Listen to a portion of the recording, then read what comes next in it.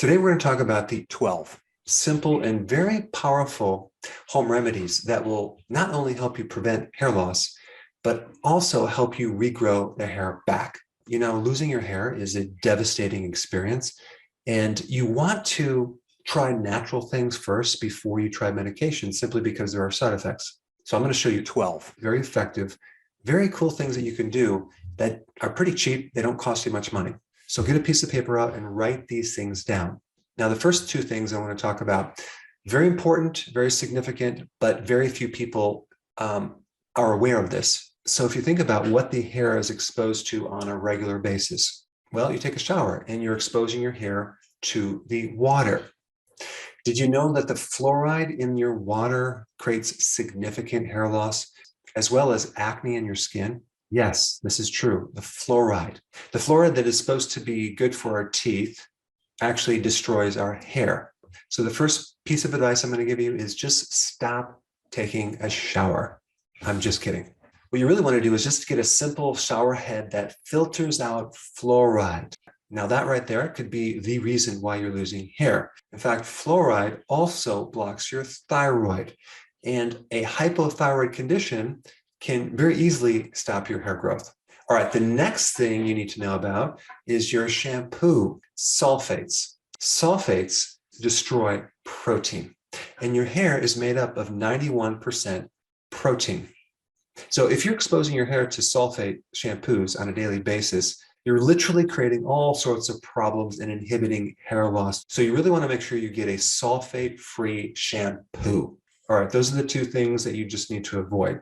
Now, to understand hair loss, let's first look at the mechanism, how most top hair loss medications work. They basically block an enzyme to inhibit DHT, which is a powerful form of testosterone that tends to burn out the hair follicles. So testosterone turns into DHT, a very powerful form of testosterone, through this little enzyme. And so these drugs inhibit that enzyme. The enzyme is called 5-alpha reductase. And people that have too much DHT get this condition called androgenetic alopecia, which is pattern hair loss, both in males and females. All right, so now the question is, are there natural things that can inhibit this enzyme? Because, of course, the drugs have side effects. And the answer is yes. So there's a couple things you can do. Onion juice, which I put a video out on this one topic, is a potent natural inhibitor of that enzyme. So you dilute it in water, okay, like a 50-50 ratio, rub it into your scalp, and let it set for 15 minutes, and then you would wash out your hair. I put a link down below of the video that I did on this topic. All right, green tea, same thing. You would make some green tea, dilute it by 50%, rub it into your scalp for about 15 minutes, then wash it out with shampoo. Now, the next potent inhibitor of this enzyme is rosemary oil. There's one study that I found that showed that this oil is comparable to Rogaine as far as the effectiveness for preventing hair loss. And so you would take rosemary oil, rub it into the scalp, and leave it on for about 10 to 15 minutes. And you would actually leave it in overnight. And then in the morning, take a shower, shampoo your hair. So rosemary oil is a potent inhibitor of 5-alpha reductase. Now, another inhibitor of this enzyme is just zinc, okay? Maybe you're deficient in zinc, like a lot of people are. So the best food for zinc is oysters. Start consuming some oysters a few times a week. But zinc is also in red meat, so you might need some more red meat. It's also in seafood, it's also in eggs, but red meat and oysters have the most zinc. Okay, now we have 5. The old-fashioned home remedy, apple cider vinegar. You don't want to put concentrated apple cider vinegar on your scalp. Okay, I'm just letting you know right now, it's going to burn your scalp. You want to dilute it, like 1/3 cup of apple cider vinegar to 1 liter of water. And you can rub it into the scalp, and it actually will help clean up some of the pores that may be filled with sebum, which is an oil that could be preventing the follicles from growing properly. And also, apple cider vinegar gives a really nice shine to your hair. In addition to that, apple cider vinegar is acidic, and so is your scalp. So apple cider vinegar can help reestablish the pH of your skull, which can actually support the friendly microbes or the microbiome in your scalp. You don't want to create an environment where the outside of your skin is so sterile, because you have millions of microorganisms living on the outside of your skin helping you. And when you sterilize or clean your skin too much, you can end up with all sorts of problems, including hair loss. So this is why you want to minimize the amount of chemicals that you expose your skin to. Let's go to number 6. What if you go on the ketogenic diet and you start losing hair? What does that usually indicate? That usually means that you're not consuming enough protein. That's the number one cause. So increase your protein, okay? There's some other things you want to look at as well.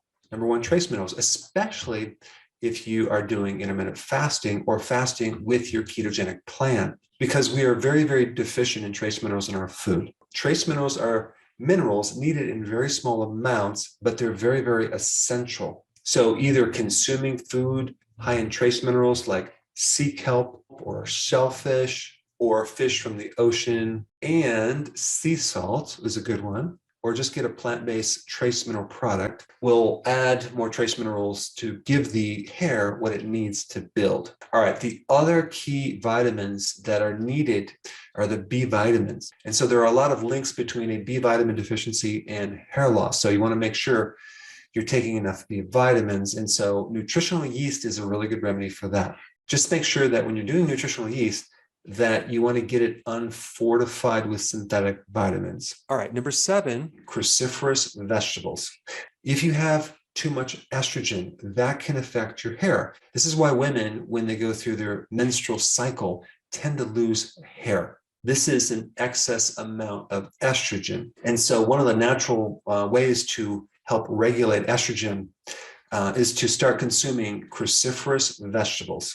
Another great way to regulate estrogen would be to take sea kelp, because when you take sea kelp, you get more iodine, and iodine also regulates estrogen. Now, one more side note on that. Let's say you're menopausal and you start losing your hair. That usually is higher levels of cortisol related to stress.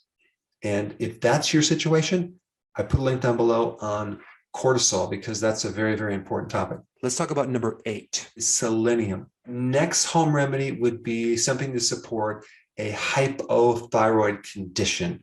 If you have a slow thyroid, a lot of times you'll lose hair.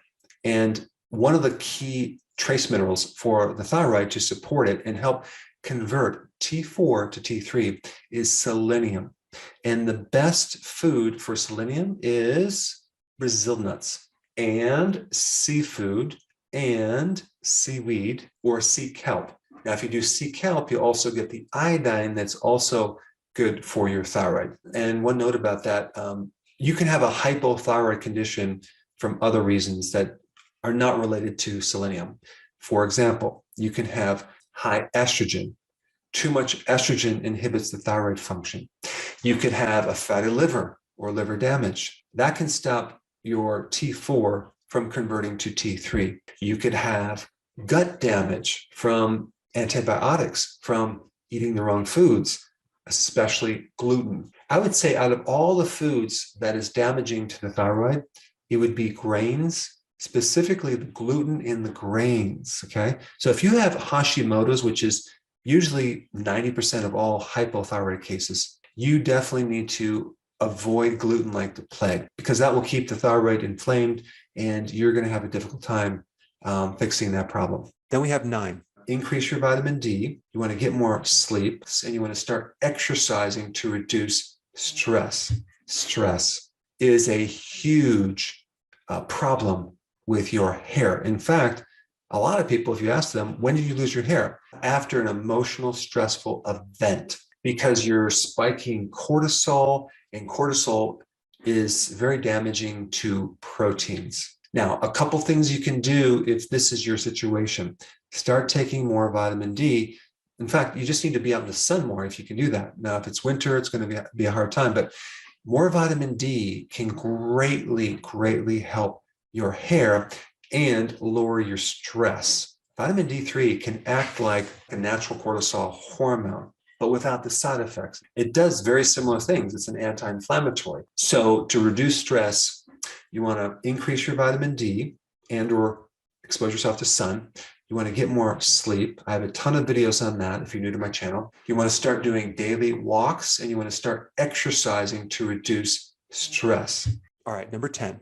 In a lot of hair formulas, they add silica. Okay, silica gives the hair its strength. And most spring water has silica, like Pellegrino, and even most other types of bottled water where it comes from a spring is going to have silica. You can even buy silica-rich water, which is really good for the hair. In fact, you're probably going to notice that your skin, your hair, and your nails will all just start growing and become very strong if you start consuming silica. All right, 11, the ketogenic diet, as well as doing intermittent fasting. If you are female and you have polycystic ovarian syndrome, you have to realize that one of the big side effects is hair loss because you have this spike of androgens, and that's coming from insulin. So just by understanding that simple relationship and lowering the amount of insulin, you can help lower androgens and help prevent hair loss. So how does that happen? Well, start going on a low-carb diet. That's called the ketogenic diet, as well as doing intermittent fasting. And lastly, 12. If you look at a lot of remedies for hair loss supplements, they always add biotin. Now, what's this biotin? Biotin helps proteins in your body, especially hair.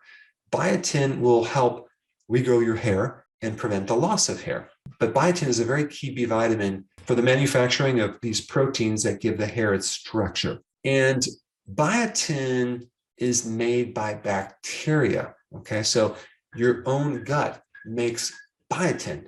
And so many people, after they lose the gut microbiome, start losing their hair because they don't have the microbes to make biotin anymore. So take a wild guess what food is loaded with biotin and can increase your own friendly bacteria to make your own biotin. Sauerkraut. Sauerkraut has 100 times more probiotics than most probiotics. And the good bacteria in sauerkraut survives the acid in your stomach.